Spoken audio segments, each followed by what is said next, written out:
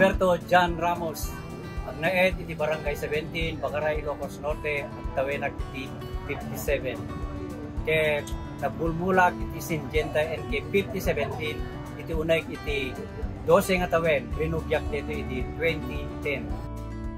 Takkel iti yaman ko iti dito nga bing-i iti NK uno Syngenta ta napaaduna iti produkto ket tulungan na iti pamilya iti pinagbabasak nakapinpintas ken nakaimas iti produkto iti Syngenta nang runa iti NK awan iti sapulumon uray awan iti masidaan no Syngenta iti sangwen ket maimas mo iti mangan.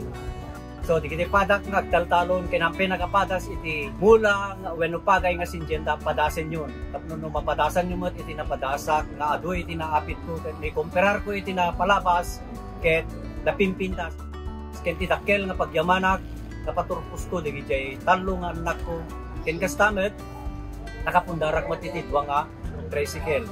Ken dawatik pay no daawis da kanyayo dito nga programa dito nga kumpanya mapang kayo taado itin tayo masusuro.